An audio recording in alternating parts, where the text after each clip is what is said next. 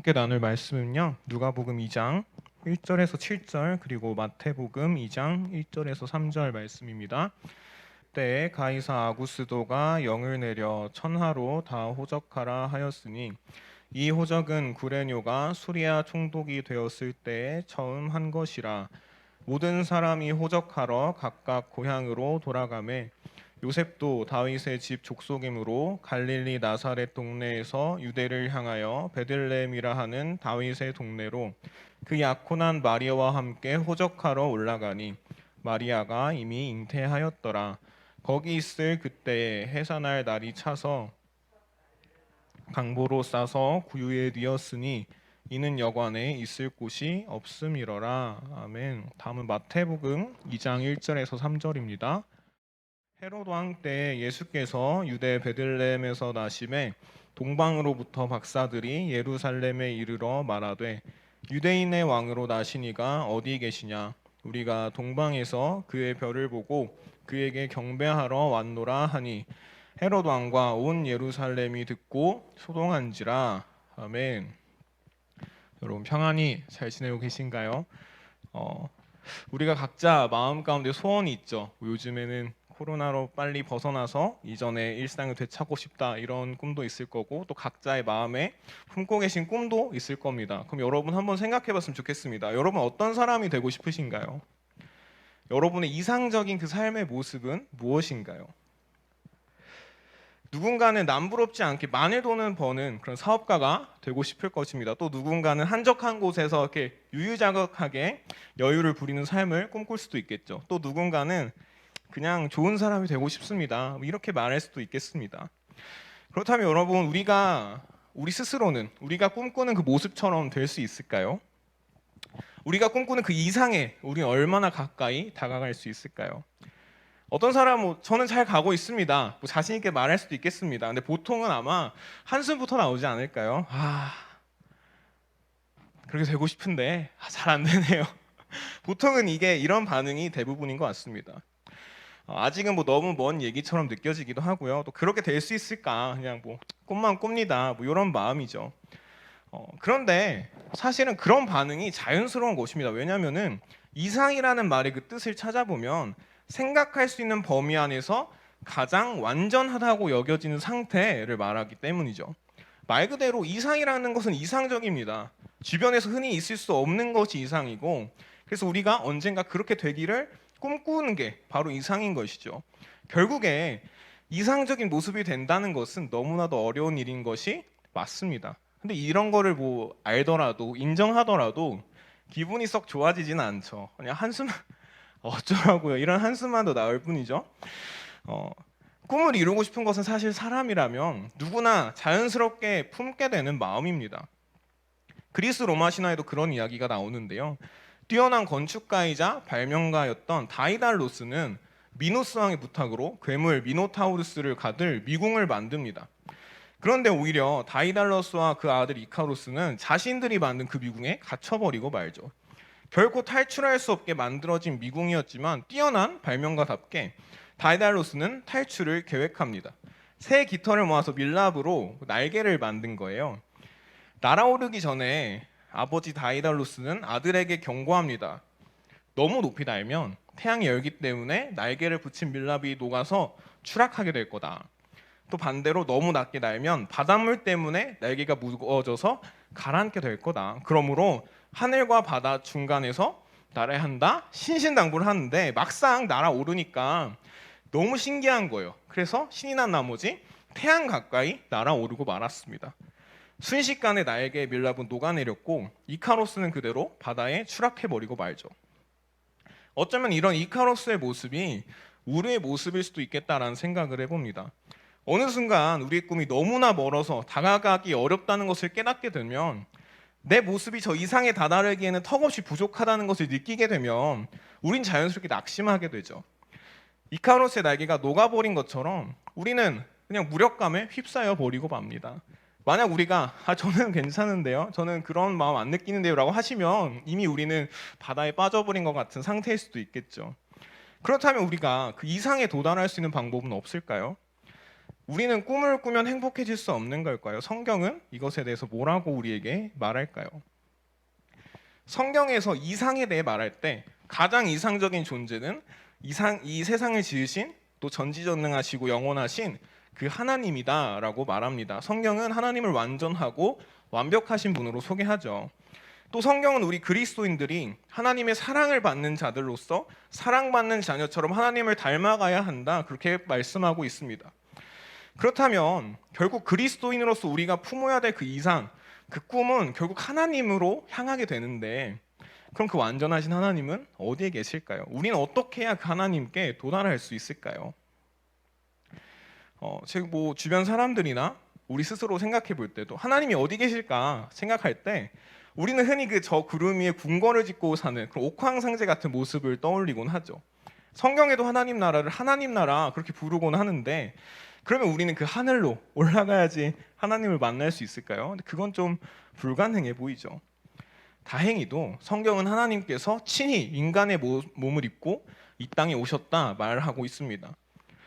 여러분이 스스로 태어날 수 있는 곳을 정한다면 어디를 골라보시겠어요? 뭐 부자들이 모여 산다는 뭐 한남더힐, 수원에서도 날이 좋으면 보인다는 롯데타워, 아니면 뭐 대통령이 있는 청와대. 하나님은 자신이 태어날 그 처소를, 장소를 어디로 정하셨을까요? 정확히 뭐 여기입니다, 뭐 예측할 수는 없어도 하나님은 가장 완벽하고 가장 이상적인 존재니까 적어도 아무 부족함 없고 화려하고 유명한 곳을 선택하셨을 것 같아요. 그게 하나님께 걸맞으니까. 오늘 말씀에서 동방박사들도 그렇게 생각했죠. 그들은 사람으로 오신 하나님, 즉 예수님의 탄생을 알게 되었습니다. 그런 위대하신 분이라면 당연히 왕궁에서 태어나시지 않을까? 왕이 될 존재라면 마땅히 왕궁에서 태어나야지 맞지 않을까? 그래서 예수님을 찾아서 왕궁 있는 그 예루살렘으로 향했죠. 근데 가보니까 거기에 예수님은 계시지 않았습니다. 그럼 예루살렘 왕궁이 아니라면 그 황제가 있는 그 로마에서 태어나셨을까요? 근데 그것도 아니었죠. 그러면 도대체 예수님은 어디에 계셨을까요? 오늘 말씀에는 예수님은 어떤 화려한 도시도 아니고 부유한 동네도 아니고 정말 별 볼 일 없는 동네 베들레헴에 계셨다 말씀하고 있습니다. 이상하죠? 가장 이상적인 하나님이 우리와 같이 연약한 인간이 되셨다는 것도 참 이해할 수 없는 일입니다. 그런데 그분이 자신이 태어날 곳을 그 작은 마을 베들레헴으로 선택하셨다니 참 이상하죠. 그런데 뭐 그럴 수 있어요. 왜냐하면 하나님은 이미 구약의 선지자들을 통해서 베들레헴에서 왕이 태어날 것을 예고하셨거든요. 미가서 5장 말씀에 베들레헴 에브라다야, 너는 유다족 속 중에 작을지라도 뭐 이스라엘 다스릴 자가 여기서 나올 거다, 뭐 이미 말씀하셨으니까 그러면은 뭐 그럴 수 있죠. 하나님 마음이래니까. 근데 그럼 베들레헴에 뭔가 대단한 게 있어야 되지 않을까요? 뭔가 화려한 호텔, 뭐 의리의리한 저택, 아니면은 뭔가 정말 선하고 막 영향력 있는 사람이 있어서 그 집안에서 태어나신 게 아닐까? 뭔가 있어야 될 것 같은데 성경에서는 예수님을 이렇게 소개하죠. 가난한 목수의 아들이다. 전혀 힘 있는 집안이 아니었고요. 그러면 적어도 태어난 그 장소만큼은 특별해야 되지 않았을까요? 특별하긴 했죠. 하필 예수님이 태어난 그 시즌이 명절만 그렇게 북적거리는 때라서 숙박업체 빈 방이 없었잖아요. 그래서 겨우겨우 구한 방이 그 가축들을 키우는 그런 마구간 같은 방이었죠. 예수님은 그런 초라한 곳에서 태어나셨습니다. 그리고 가축들이 먹이를 먹는 그 여물통에 누워 계셨어요. 성경은 하나님께서 저 높은 하늘나라에서 이 낮고 낮은 땅으로 오신 이유가 하나님 나라 일을 시작하기 위해서라라고 말하는데, 왜 하필 그 놀라운 일을, 그 대단한 일을 이 별 볼 일 없는 작은 마을의 마구간, 그것도 그 여물통에서 시작하신 걸까요? 이후로 예수님의 행보를 보면 더욱 놀랍습니다. 하나님 나라를 이 땅에 시작하기 위해서 오신 거라면 부자나 뭐 연예인 같이 유명한 사람들, 그 지역에 힘 있는 사람 같이 그 나라에 도움이 될 사람들을 찾아다니셔야 하는 게 상식적으로 맞는데, 선거만 봐도 그렇지 않습니까? 우리가 반장 선거만 해도 인기 있는 친구들 찾아다니고, 국회의원 선거할 때도 마찬가지죠. 그 지역에 힘 있는 사람들, 영향력 있는 사람들 찾아다니는데, 그럼 예수님도 그렇게 하시는 게 맞지 않겠습니까? 그런데 예수님의 행보를 보면 그 나라에 전혀 도움이 될 것 같지 않은 그런 사람들만 찾아다니시죠. 아프고 가난하고 제정신이 아니고 불법적인 일을 저지르고 다니는 그런 사람들을 예수님은 찾아다니십니다. 그게 예수님이 하나님의 나라의 그 시작을 위해서 힘써서 만나신 사람들이었어요. 왜 예수님은 그렇게 하셨을까요? 왜 예수님은 가난한 목수의 가정에서 가장 누추하고 초라한 마구간에서 태어나셨을까요? 왜 예수님은 사람들이 피하고 무시하는 사람들을 만나러 다니셨을까요? 왜 완전하신 하나님은 그분이 꿈꾸시는 가장 완전한 그 나라를 시작하겠다 말씀하셔 놓고는 이런 이해할 수 없는 일을 하실까요? 누가복음 4장 18절에서 19절 말씀입니다. 주의 성령이 내게 임하셨으니 이는 가난한 자에게 복음을 전하게 하시려고 내게 기름을 부으시고 나를 보내사 포로된 자에게 자유를 눈먼 자에게 다시 보게 함을 전파하며 눌린 자를 자유롭게 하고 주의 은혜의 해를 전파하게 하려 하심이라 하였더라. 아멘.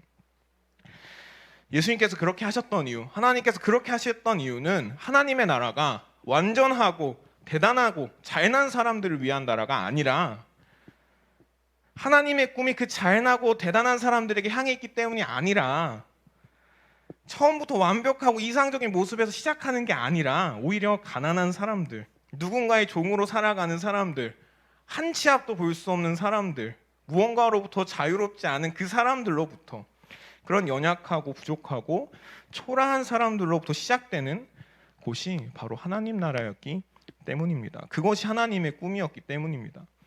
그 나라에서 기뻐할 수 없는 사람들이 기쁨을 얻게 되고 자유롭지 않은 사람들이 자유를 누리게 되고 미래가 깜깜했던 사람들이 미래를 꿈꾸게 되는 그런 연약함이 온전해지는 나라가 바로 하나님의 꿈이었고 하나님이 꿈꾸신 나라였습니다. 그게 하나님이 정하신 완벽이고 이상이었습니다. 그래서 하나님 자신부터 스스로 완벽함 대신에 그 불안함 속으로 뛰어드신 거죠. 그래서 완벽한 가정이나 완벽한 장소가 아니라 모두가 피하고 싶어하는 환경에서 태어나신 거고, 그래서 가장 연약한 사람들을 불러 모으신 거고, 그래서 가장 스스로 비참한 죽음을 맞이하신 것입니다. 그리고 하나님은 예수님을 그 죽음으로부터 다시 일으키심으로써 연약함이 온전해지는 그 하나님 나라의 시작을 선포하셨습니다. 사랑하는 여러분, 우리가 생각하던 하나님 나라가 이런 모습이었나요? 어쩌면 우리는 하나님 나라를 마치 그 백화점의 VIP 제도처럼 생각하고 있던 건 아니었을까요? 그 나라가 대단한 사람들, 우리가 생각하는 그 이상적인 모습에 가까운 사람들이 가는 모습으로 생각해서 그래서 우리 스스로 대단해지려고, 그래서 우리 스스로 그 나라에 어울리는 모습이 되려고 막 애써왔던 건 아닐까요? 그래서 우리가 저 높은 하늘나에 계시는 하나님께로 찾아가야 된다 생각하고 있던 건 아닐까요? 그러나 여러분, 하나님은 우리를 저 이상적인 어딘가에서 와라 손짓하시는 분이 아니라 그곳에서 너가 알아서 와 부르시는 분이 아니라 전혀 이상적이지 않다고 생각하는 우리의 이 지극히 현실적인 삶 가운데로 직접 찾아오시는 분이십니다. 우리 생각에 우리 삶은 어쩌면 그 마구간의 여물통처럼 초라하고 비참할지도 모르겠습니다. 그래서 하나님께서는 나 같은 삶에 관심이 없으실 거야 생각할 수도 있겠습니다. 그러나 사랑하는 여러분, 기억하시기 바랍니다. 하나님은 모두가 피하고 싶어하는 그 비참한 곳에서 가장 놀라운 하나님 나라 일을 시작하셨습니다. 또 모두가 피하고 싶어하는 가난하고 괴롭고 답답하고 깜깜한 인생들에게 찾아오셔서 삶의 극적인 반전을 이루시고 온전하게 하셨습니다. 그럼 여러분, 다시 생각해 봅시다. 우리가 꿈을 향해서, 그 이상을 향해서 올라가려고, 날아오르려고 애쓰는 게 먼저일까요? 오히려 하나님께서 그렇게 하셨듯이 전혀 꿈꿀 수 없는 처절한 우리 삶의 그 가장 아픈 곳으로 추락해 보는 게 먼저가 돼야 되는 것은 아닐까요? 가장 이상적인 하나님 나라의 일이 그 가장 비참한 곳에서 시작했기 때문에 우리도 그렇게 해봐야 되는 게 아닐까요? 하나님께서 우리를 찾아오셔서 우리가 꿈꾸던 그것보다 더 높이 끌어올리시는 그 시작점이 바로 우리가 외면하던 우리 그 밑바닥이기 때문에 우리는 우리 삶의 현실을 먼저 직시할 수 있어야 되는 건 아닐까요? 그러므로 사랑하는 여러분, 여러분의 삶이 너무나 힘들고 괴로워서 좌절하고 계신가요? 여러분 축복합니다. 지금이 하나님께서 여러분의 삶을 일으키실 때입니다. 지금 여러분의 모습이 너무나 초라하게 느껴져서 삶에 희망이 없다고 느껴지십니까? 여러분 축하드립니다. 여러분이 바로 하나님 나라의 놀라운 일이 시작될 바로 그 자리입니다. 다만 여러분, 우리가 인정해야 됩니다. 우리에게 하나님이 필요하다는 것을 우린 인정해야 되고, 우리 힘으로는 우리의 그 이상에 다다를 수 없고, 그리스 로마 신화 속의 이카루스처럼 추락하고 말 거라는 것을, 우린 그렇게 연약한 존재라는 것을 먼저 인정해야 할 것입니다. 우리의 처한, 그리고 우리 내면의 그 가장 아픈 상처를 똑똑히 바라볼 때, 우리의 가장 약하고 초라한 부분이 무엇인지, 우리의 가장 어두운 부분이 어디인지 피하지 말고 직면하시기 바랍니다. 그곳에서 하나님을 찾으시기 바랍니다. 그곳에 하나님을 초대하시기 바랍니다. 그곳에서 하나님을 환영하시기 바랍니다. 주님은 그곳에 우리를 찾아오실 것입니다. 지옥 같은 우리 삶에 하나님 나라를 세우시는 분이십니다. 우리 삶에 그곳에서부터 역전이 일어나게 하시는 분이십니다. 이상을 현실로 만드는 그 하나님을 경험하게 되는 저와 여러분이 되기를 주님의 이름으로 축복합니다. 그 하나님과 날마다 동행함으로써 모두가 너의 삶은 지옥이야 할지라도 우리는 하나님 나라를 경험하는 우리가 되기를 주님의 이름으로 축복합니다. 기도하실까요? 주님 감사합니다. 우리가 피하고 싶어하는, 우리가 외면하고 싶어하는 그 처절한 현실 속에서 하나님 나라를 시작하시는 주님,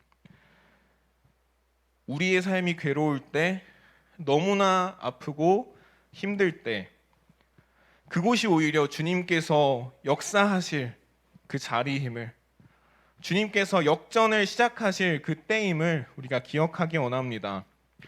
주님께서 그 마국간에 태어나신 것이, 그 연약한 사람들을 찾아다니신 것이 아무런 의미 없는 일이 아니라 우리 삶에서도 그런 놀라운 일을 시작하게 되실 거라는 것을 미리 보여주신 거라는 것을 우리가 날마다 기억하고 우리가 삶에서 용기를 낼 수 있도록 도와주시옵소서.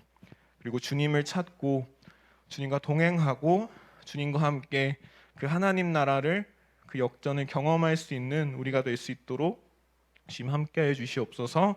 예수님 이름으로 기도드립니다. 아멘. 우리 주님 이름 한번 부르짖고 기도하시겠습니다.